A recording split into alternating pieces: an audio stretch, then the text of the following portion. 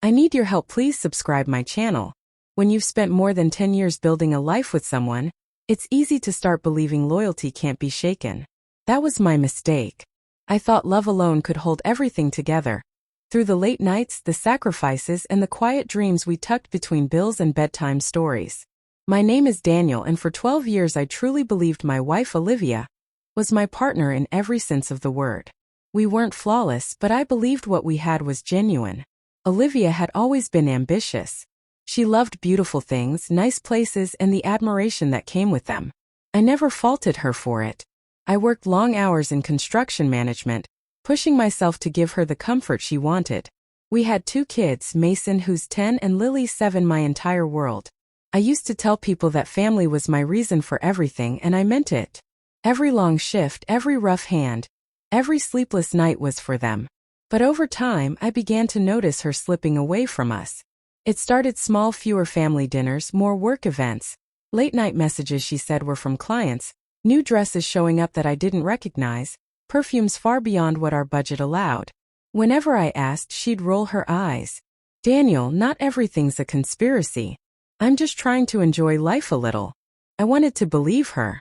I really did.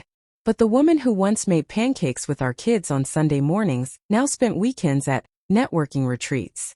She started talking about success like it was a faith, one that no longer had room for me. Then came the night everything changed. She was getting ready for another business dinner, wearing a silk dress I'd never seen and heels straight out of a fashion ad. I told her she looked beautiful, but my voice cracked halfway through. She barely met my eyes in the mirror. Daniel, she said, fixing her earring, I wish you'd understand. You're too comfortable with mediocrity. You don't want more out of life. I can't live like that forever. I stared at her reflection, the woman I'd loved since college, and realized she no longer saw a husband. She saw a burden. That night, she didn't come home. The next morning, Mason asked where Mom was. I told him she had to stay late for work. But when she finally came back 3 days later, smelling like a hotel lobby, I knew it wasn't work that had kept her away. She walked in like nothing had happened, sunglasses on, luggage in hand, humming softly under her breath. The kids ran to her, overjoyed, and she smiled, hugging them as if she hadn't disappeared for days without a word. I stood in the doorway, silent. When her eyes finally met mine, guilt flashed for just a second, then was gone, replaced by that calm, practiced confidence she always carried. Don't look at me like that, she said, setting her bag down. It was just a business trip, I asked quietly. She shrugged. Does it matter? That was the moment I knew she didn't respect me anymore. Respect doesn't vanish overnight. It erodes, one small lie and one careless comment at a time. And once it's gone, love becomes nothing but an illusion we keep up for the kids' sake. Over the next few weeks, I felt like a ghost in my own home. Olivia started dressing differently, staying out later, always glued to her phone. Whenever I questioned it, she accused me of being controlling. Daniel, I can't breathe with you watching me all the time. You're making this marriage unbearable. But I wasn't imagining things.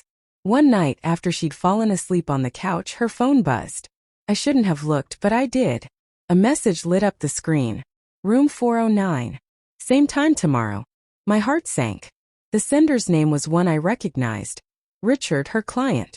A wealthy real estate investor, charming, confident, the kind of man who wore success like a cologne. I confronted her the next morning. She didn't deny it. She didn't even try. Daniel, you can't give me the life I want, she said flatly. Richard understands me. He makes me feel alive. I'll never forget that line. He makes me feel alive. As if the years we spent together, our kids, our memories, were lifeless things. That evening, I packed a small bag and took the kids to my brother's house. Olivia didn't try to stop me. She didn't even ask where we were going. Her silence said everything. A few days later, her lawyer called. She wanted an amicable separation, her freedom, and the house. That's when something inside me shifted. I'd spent years avoiding conflict, mistaking silence for peace. But peace built on surrender isn't peace. It's self-erasure. So I answered, not with begging or anger, but with action. I filed through the courts. I'd always imagined divorce as this emotional battlefield, but it turned out to be cold, procedural, signatures, dates, and financials. Facts replacing feelings. I documented everything, the receipts, the trips, the digital breadcrumbs she'd carelessly left behind. Hotel bookings, credit card statements, photos synced to the cloud she forgot to clear. When her lawyer received the evidence, I could practically hear the panic through the phone. The next day, Olivia called me for the first time in weeks. "Daniel, can we talk?" she asked softly. I agreed, not out of hope but closure. We met at the same cafe where we'd had our first date. Only this time there was no laughter, no warmth. Just two people sitting among the ruins of what used to be love. "I made a mistake," she whispered. "Richard isn't who I thought he was. He's married." I didn't know. I sipped my coffee silent. "Can't we just start over?" she pleaded. "For the kids." That's when I realized she didn't miss me. She missed the stability, the comfort, the home I'd built. She wasn't seeking love. She wanted a safety net. I looked her straight in the eyes and said, "You traded loyalty for luxury, Olivia. Now live with what that costs." Her face fell. Tears followed. But I had nothing left to offer.